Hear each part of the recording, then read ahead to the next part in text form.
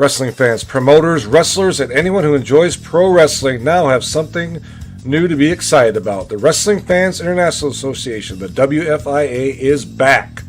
WFIA is an association that exists to promote, grow, and support professional wrestling throughout the world.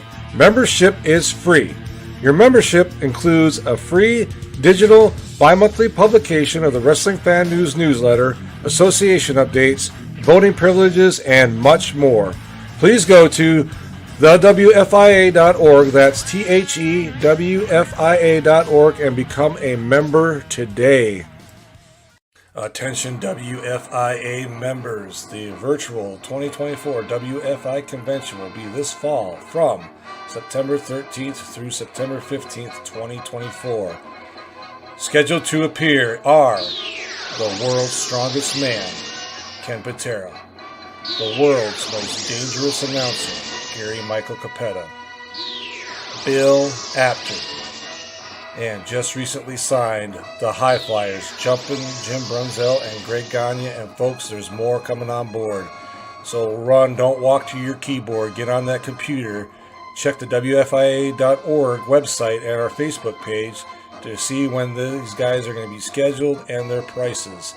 Folks, if you are not a WFIA member, you will be paying an additional fee. So go to the WFIA.org today and register, become a member, and enjoy the podcast.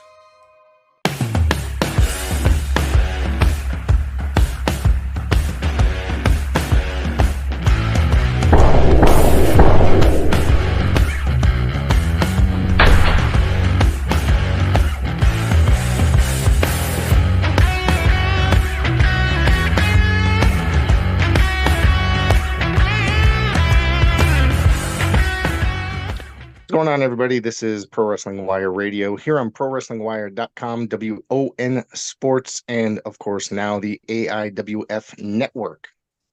This is Rick Del Santo along with Uncle Oatis. We have a very special guest, the first female professional wrestler to air or to come on to Pro Wrestling Wire Radio, and Skylar. And welcome to the show. How are you? I'm doing good. Just everyday life, just doing good. How about you? I'm awesome. Oatis, what's going on? Not much. Just ready for another awesome interview. All right. So let's talk a little bit about your wrestling career. You've been around now a few years. I've gotten to see your start, pretty much your debut, I believe, over at Paradise Alley. But how did you get interested in this world of professional wrestling? And as a child, did you watch? I think like every wrestler, you watch it growing up, and then one day you just decide to do it. So like it was around in 2020, during COVID times, really nothing to do. So I was like, Googled like pro wrestling school near me, and I found PAPW. Trained by Paul Roma and Mario Mancini. So one day I just went down there and loved it and just started training from then on now. Who would you say influenced you, before you, as far as like, growing up, as far as talent, like what got you, what wrestlers that would you say that influenced you? That like, damn, I want to do this. Who were some of your favorites? What's that? I grew up watching CM Punk. So like, okay. Like a big influence on me. His mic skills, in ring, all that. I mean, I was like in the era of watching Randy Orton. I mean, there was John Cena, Triple H, Shawn Michaels, like that whole era in like 2008, around like that. Right. And then up until like 2013, I took a break from stop watching it. And then I just started up again. And then that's how I got involved in the training. Right. What was your initial reaction of meeting Mario and Paul? Did you have any idea on who they were, what they were about, their previous careers? No idea. I had no idea what I was getting into. Mario is so nice though. Roma, he's strict, but he is firm. Yeah. He's firm.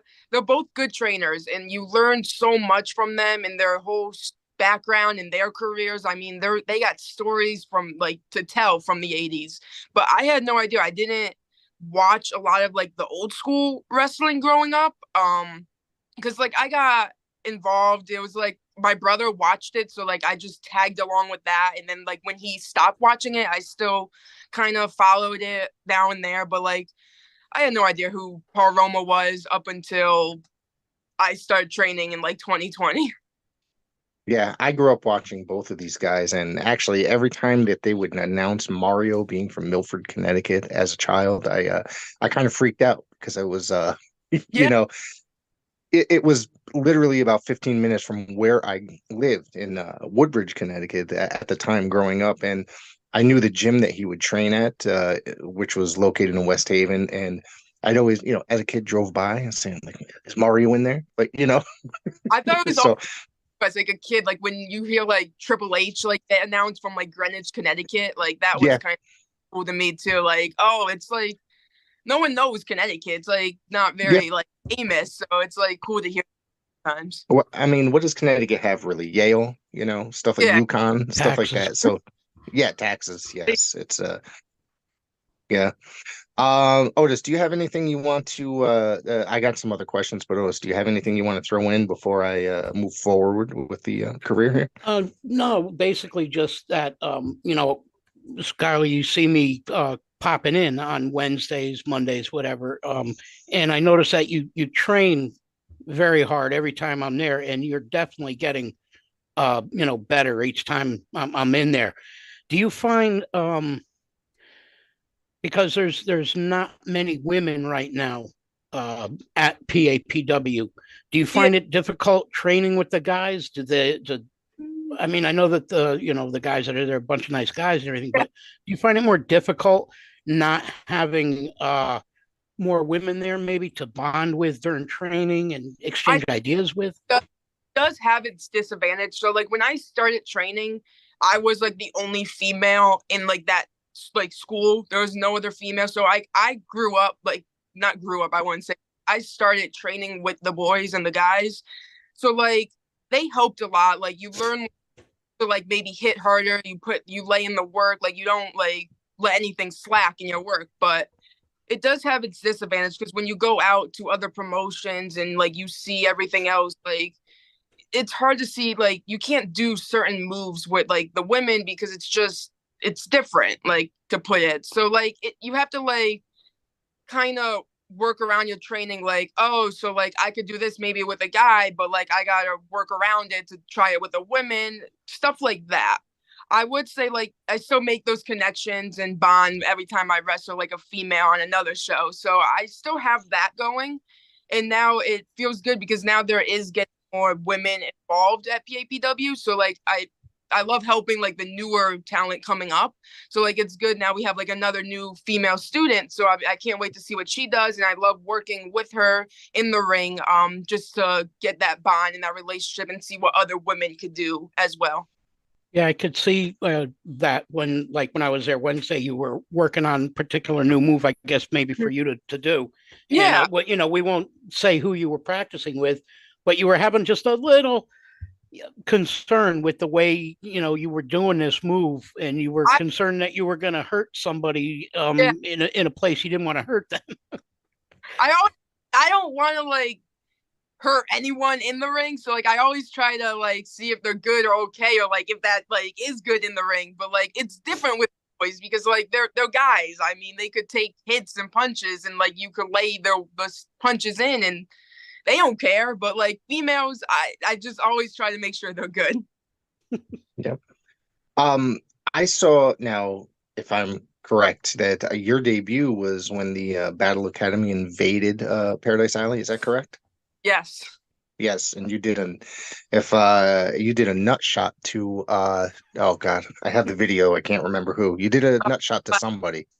Dustin. Was that a junk jammer? Yeah. That was the whole Academy, just nut shots, everyone. Well, yeah. I mean, you didn't get a lot of opportunities to wrestle at that time in Paradise Alley because they weren't really necessarily bringing in a lot of women at that time. I think I remember you wrestling Karen Bam Bam at one point, and I have that footage. But you were basically like a sidekick at one point, but I mean, how important was the formation of the Battle Academy? And I think that was like a very creative time for Paradise Alley Pro Wrestling, and it was just you guys were all on a tear for like a good year, and maybe year and a half before I guess you guys started getting separated. Yeah, I thought that was really like when we heard the idea, I thought that was great because like it was all the rookies in like the class that came up. So like it was a good opportunity to put all these rookies together and just have them do shows and perform and what it's like in front of a crowd, and you learn from like the best, Chris Battle. So you're under his wing and like all that. I thought that was a great idea when it came to us. I thought like we just do it and then see where it takes us. And I mean, everyone, it was good as a rookie because you don't know your character, you don't know your gimmick. So just being thrown in like a group in a faction, it just helped you grow as a character and all your work too. And then you travel with all these guys and it's kind of fun. Yeah. Of course, Lorenzo and Jay are no longer active, but they formed a tag team, the champion. They at one point they were Coliseum Pro Wrestling tag team champions. They were the first tag team champions, I believe. And then excuse me, Jesus. At the same time, they held the Paradise Alley Pro Wrestling tag team championships for a brief period as well. It's sad to see those two guys go, because I thought that they had a lot of potential, especially Lorenzo.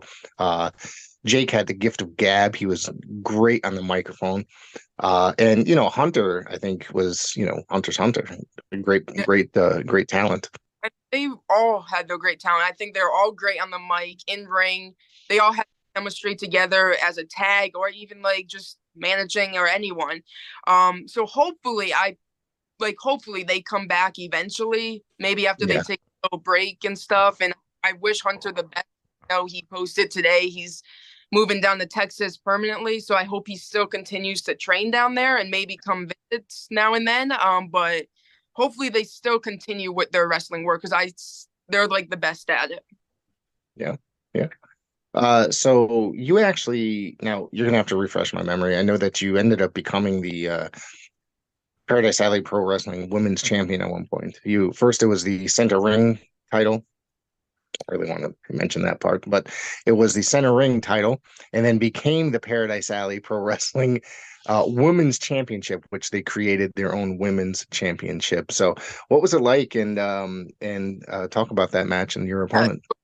He had a show at the Cadillac Ranch, and it was like an Right. all show, kind of like an all women's battle royal. And I think that like never really happened at PAPW because like you don't see a lot of women at Paradise. Right. Probably maybe now you see a women's match, but you don't see a lot of women, like different varieties. So it was kind of cool to do this battle royal, bring all these women in, and I had the opportunity to win that battle royal and become the Paradise Alley Women's Champion. I wanted to crown a champion at the end of the royal. We had that belt for time, but we eventually Mario got a nice new PAPW women's title, and it looks spot on. It's like a kind of 80s style. So like I loved it. So it was fun for that title run for a little while, and hopefully I get the title back. But it was just a great opportunity, and I think it was a new kind of future for like women's wrestling in PAPW, because hopefully that continues to grow like other promotions have it. I know they have like different women's on every show and storylines, so hopefully PAPW becomes that eventually. Women's wrestling has become immensely popular in the last like probably 10 years maybe, and it's just a lot of times like back in the day you'd be lucky if there was even one women's match on a show. Now there's like 2 or 3, and it's kind of amazing if you think about it. So what do you think about that evolution? I think it's great. Like I see now, like they have more opportunities with titles. Like they got the women's tag. I mean, I think I saw a rumor they want to like do an IC one in a United States. Yeah. So I mean, all this like opportunity, like all these matches, like you could put in storylines with all those titles, like is great. Like I mean, it's more wrestling today. Like it's not like you see women's wrestling and it's like, I don't know, in a pool of jello. Like it's like wrestling, and right. Take it seriously. And that's what I like, because like I grew up in like a time where it really wasn't that. So like you don't really Mhm. follow then. So like that's not who I was like watching back then. Like I mean I would watch like AJ Lee, but like it just wasn't like cool. So like when you said, "Oh, I want to be a women's wrestler and I want to go in WWE," they look at you crazy, like, "Oh, I'm just a tomboy." Like, you don't fit that style. So like now, if you say that, everyone thinks it's cool because like it's different today. Like you could like there's different like gimmicks and characters, and it's wrestling and it's style, and they take you more seriously. So hopefully it continues to stay like that. Right, right. Otis, you got anything? Yeah, I was going to say that it's definitely changed a lot. I think that it's well overdue that they, finally got out of having women more as an eye candy thing in the wrestling ring than actually competing. And last night was a good example of that. The ladders match that WWE had for the women was it was phenomenal. I thought the women I hurt this morning just from watching them last night tossing each other around, and it's amazing Mhm. that it's long overdue. They just really should have done Yeah. this a long time ago because the women always had the talent. They just weren't given that break. I think it's always good, like the stipulation matches. Like now you see the ladder matches and the tables and the last women standing matches. Like that's cool. Like because women could do that. They could like hang with the men. So like I think that's also cool that they give these women like opportunities to do all those like crazy stuffs and like show you like what's Absolutely. not like eye candy in the back. Yeah, yeah, and they think they've totally proven themselves over the past, like Rick said, several, almost decade now, where they've actually given the women a chance to show that they've got every ounce of athleticism that any of the guys do. Like, quite frankly, a lot of the women are actually better, I think, at grappling than a lot of the men are, and it's I personally think, I mean, this is just my opinion, but I think that there should be an intercontinental or, belt for men and for women. I think they do the tag, thank goodness. I just think that every title should be parallel so that the women have that same opportunity because right now, women's roster in pretty much any league that you're looking at is really growing. Mhm. And like you were saying with at PAPW, there are a couple women that are starting to uh, show what they've got, and they need that opportunity. And I think that people like you can be a role model for maybe some girl that's just getting out of high school that really wants to do something like this but didn't really know how to go about doing it, or thought she wasn't good enough, or didn't think that she uh, had what it took to do that. And then to like have you on the show today and be able to talk about how you kind of just, you didn't fall into it. You always kind of liked it, but you weren't really sure because it was always a man's sport. Yeah. And you finally took that shot, and now you're flying high. You're doing fantastic, and like I said, you're getting better every day. So this is something that younger Yeah. women could reflect on. And like every promotion's looking for women because there's not many in this sport of professional wrestling, usually in the indies. So like most women could get opportunities and grow with that. So it's very like that's good too if you're Yeah. looking to for. Rick, I actually had one more thing I wanted to ask her. I first saw you wrestle. I was it was in Bristol, and I think you took on one-on-one against Demi Exo, Mm-hmm. and I was sitting all the way up against the wall in the bleachers. It was at the Boys and Girls Club in Bristol, and I remember that you took her up through the stands to literally were beating the snot out of her in the seat right in front of me. And I had the camera like this, trying to, and I was just wondering because you two are magic together, and I was wondering, is that feud finished? That story finished, or Is there something on the horizon, or it's really I not? I won't spoil anything, but hopefully it's not. Hopefully she comes back down to either if we're in Bristol or anywhere in like anywhere we are, or if it's Tetsu or PAPW. I hope we step in the ring again, and I hope we could have another banger match because Domi is fun to work. She's talented. She's traveled everywhere. She's been MLW and probably won so many championships. So like, I hope she comes back and we could run a little another storyline. And I hopefully she maybe brings her sister too, and maybe we could do a little tag.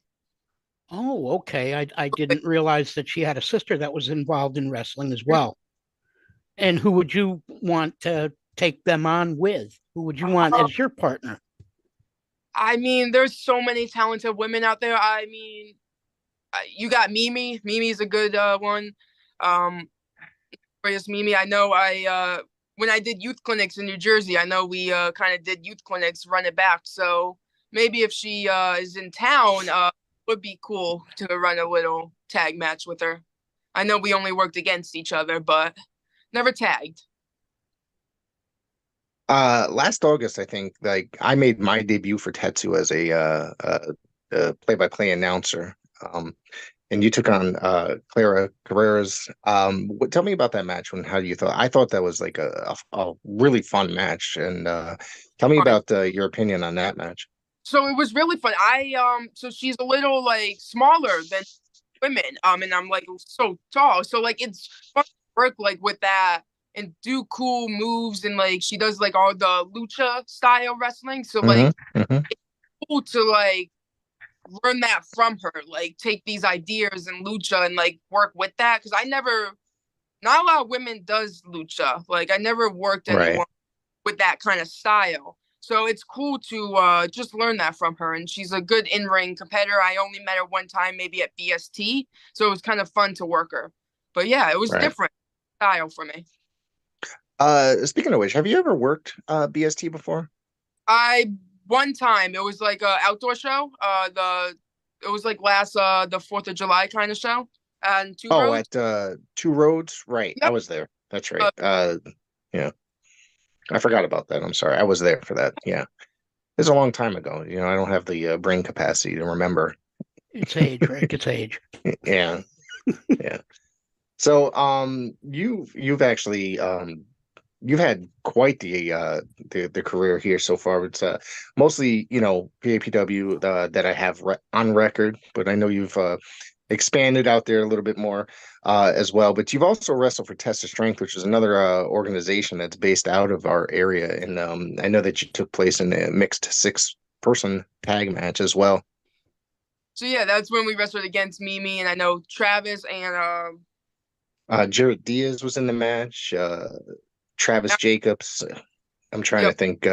You teamed with Brad Baylor and Red Sawyer. Red Sawyer has been on the show before, and he is quite the interesting individual, if you do say. Everything's a conspiracy. So quite interesting one to tag with, but he's still good in the ring. But he's quite the interesting one. I know I've been on a couple of shows with him, TOS, but I don't know if he'd done PAPW before. I feel like I've seen him around other promotions, so I'm just blanking on which ones. But yeah, it was also. Sorry, go ahead.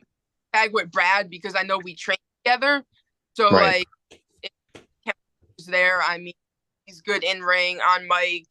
Everyone loves to hate him, so he got really the crowd over with that. Yeah. Yeah.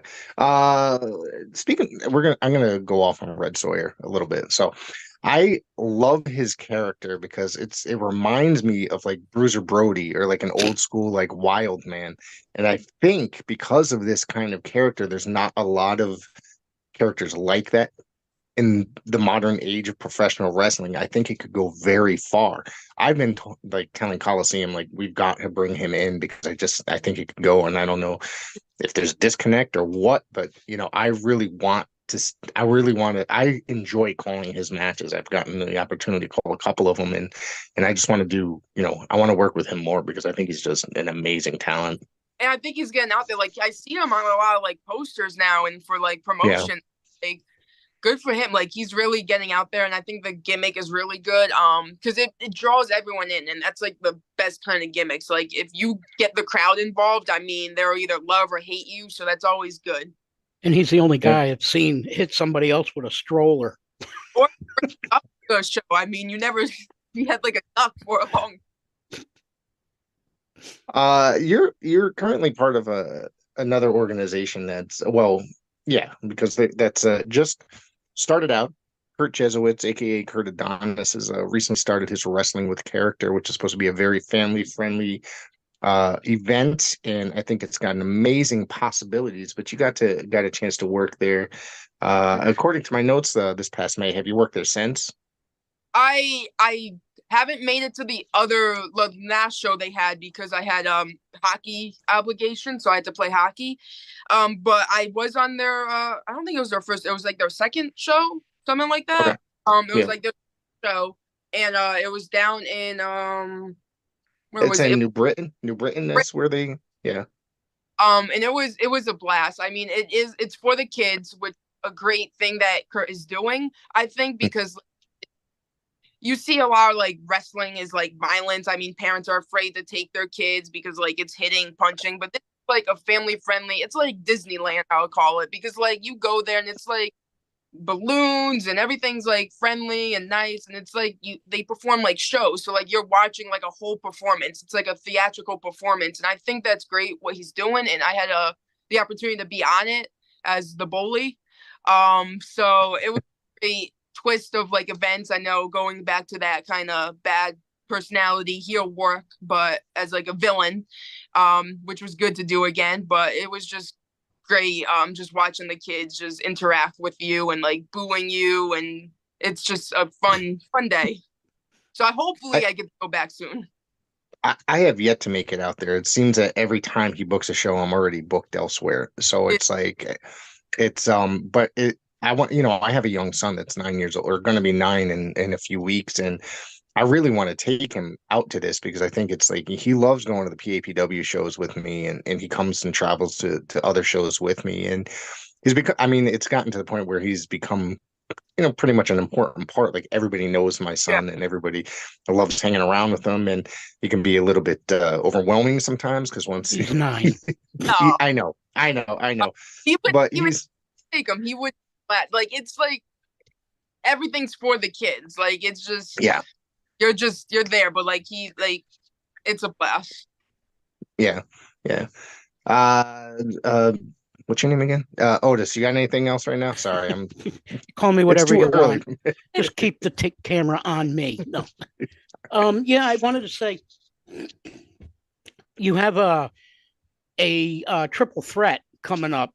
Mm-hmm. At PAPW Armada Brewery on the 13th of this month over on River Street, New Haven. And have you ever been in a triple threat before, or is this your first time? No, I've been in one, I want to say at WFA, and we were in New Hampshire at the time, because when WFA was around, it was like 2 shows like a week, like back when actually, I used to with them. I could tell you that in March 23rd, you were actually in another triple threat at PAPW, and that's the day that Dajae Simone won the women's championship. Oh, so she doesn't want to talk about that. I know. Well, she wasn't. She's not the one that lost the belt. But I was thinking of the other time I lost, but no, I've been in a couple then, like maybe 2. So it's not my first time. I've been in a couple, but they're fun to work. Basically anything goes. There's no hold burns. I mean, anything could happen. So I mean, on July 13th, I mean, it's gonna be a fight. I mean, Jada is a great young up and coming talent, and she puts on a good fight, and I know Dajae does. So this should be a fun match. I mean, I would think that triple threat would be training. So I mean, she's got it coming for her. It's I would think it's tough because you could lose and not even be a part of the pin on either end and still lose. So that's kind of concerning. So it could be a lot of So that's catching this one before the pin is done, and or rolling somebody up and then trying to beat off somebody else trying to pull you off the pin, and so yeah, that's pretty crazy. it does. It gets crazy, and anything could happen. I mean, look at Money in the Bank. Anything could happen. Yeah.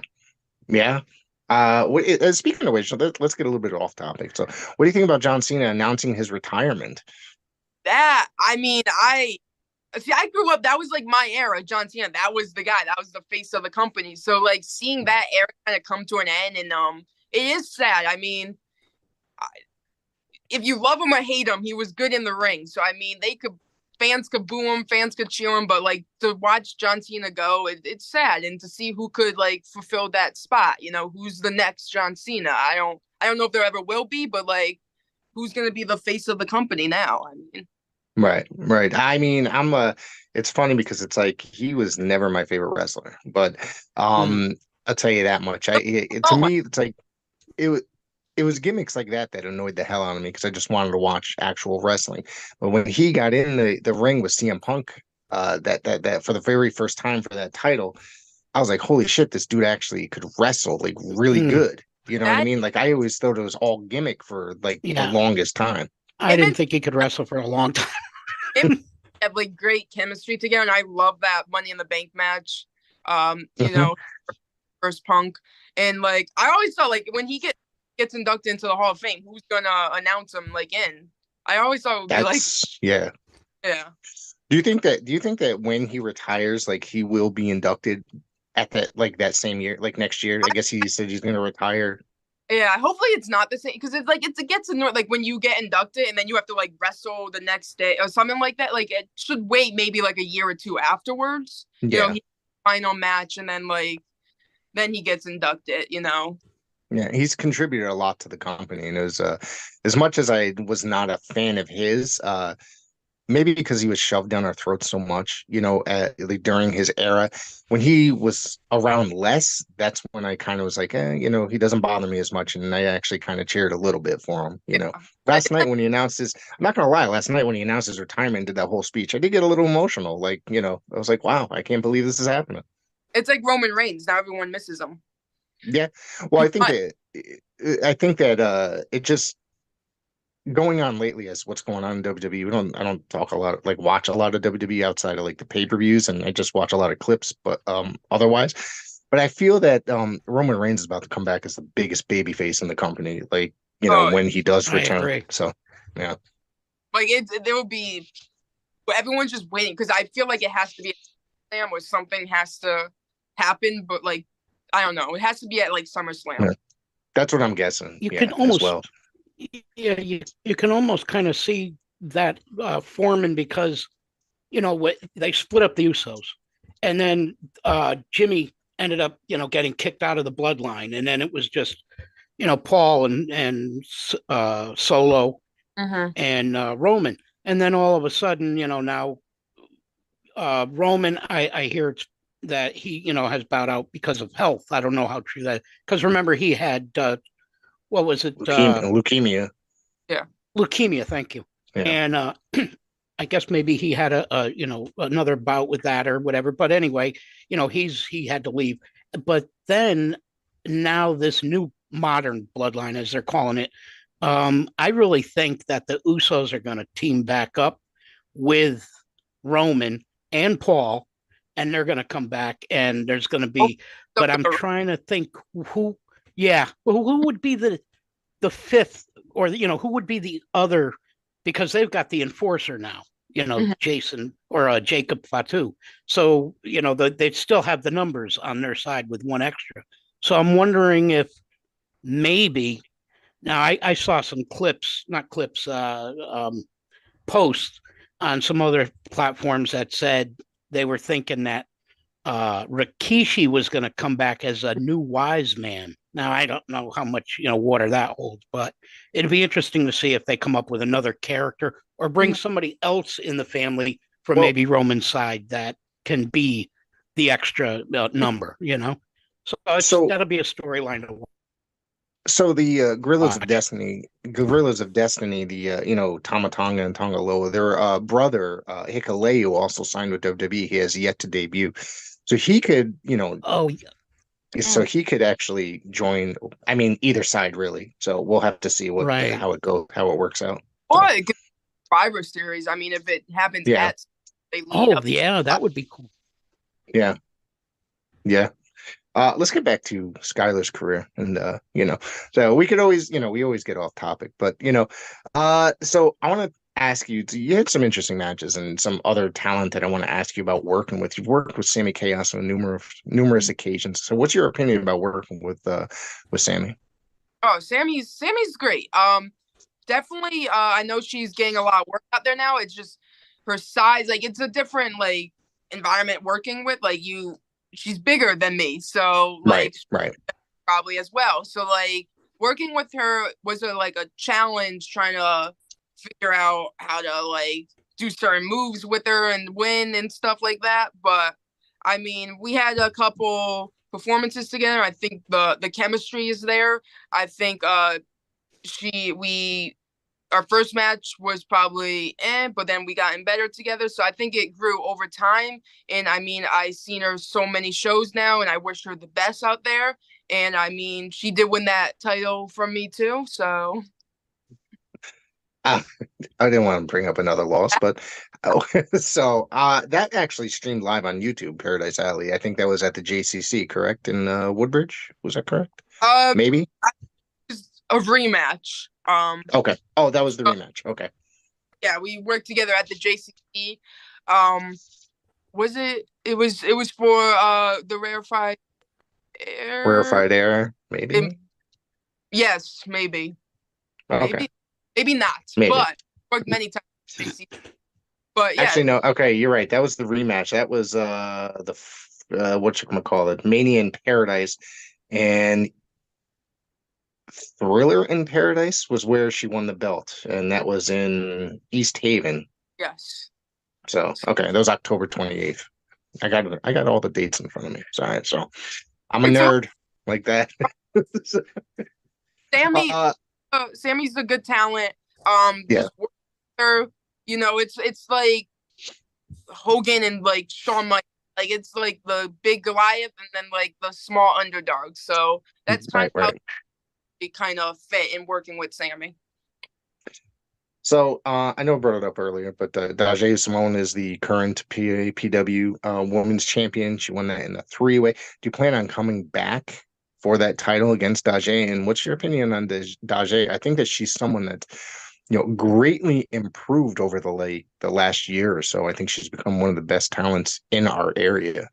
Yeah, I mean, I know she took a break from pro wrestling and then came back within like the last couple years. And I mean, she started training at PAPW, and I mean, she definitely improved, I think, a lot. I haven't seen her past work, but I know every day she's getting better.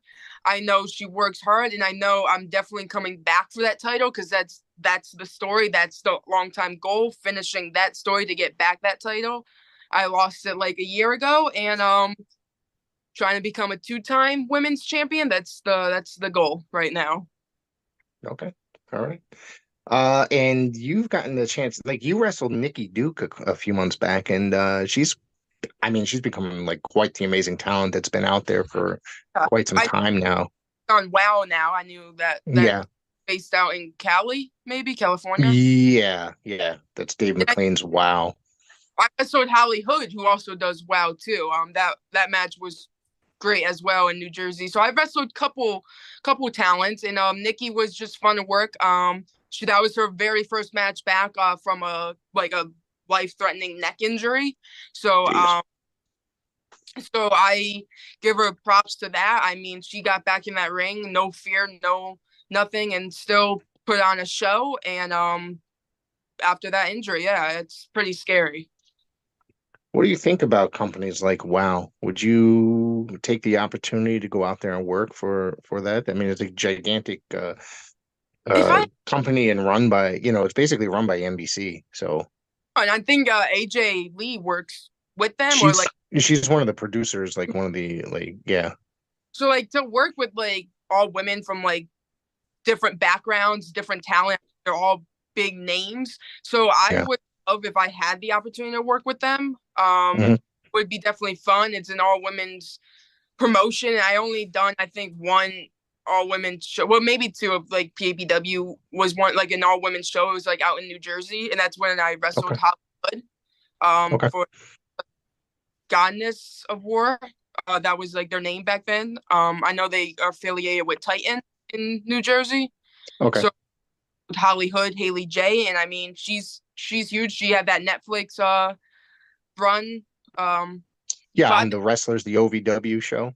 Yep. So I had the opportunity to meet her in February, and she was not like she was on the TV show. She was a sweetheart. She was compared to, I think a lot of that stuff like was, it's a TV show. So, so she was a complete opposite. She's a very nice young lady.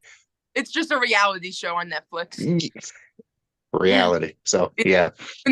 We had good chemistry in the ring, and I mean, it was a fun blast. So hopefully, maybe if she's back in Connecticut again, or New Jersey, or New York, like we could maybe work together again, because it was a blast. Yeah. Otis, do you have anything else? We got about roughly 10 minutes left before we gotta wrap it up. So, Otis, do you got anything left? At the shows, do you, by any chance, are you working on any merch, or do you have any merch, or? I have merch. It's online right now. I just have to on ProWrestlingTees.com. I just have to order a bulk t-shirts, more of that. So once I get that order in, maybe within like a couple weeks, like I have to order it, and then I'll have more shirts and promo pics.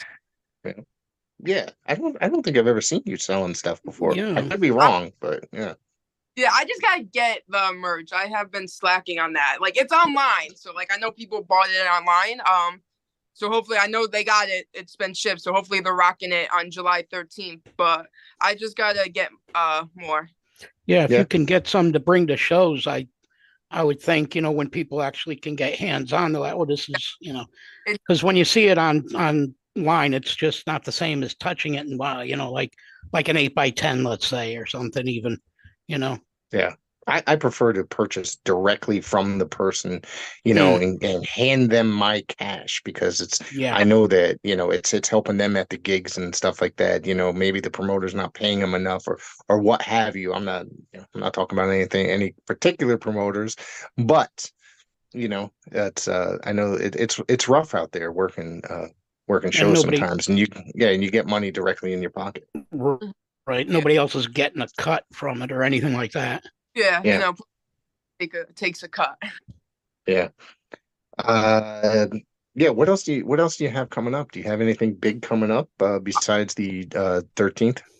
July 13th is coming up, but ConnectiCon is right around the corner on July 19th, that whole weekend up to the 21st. That's Sunday.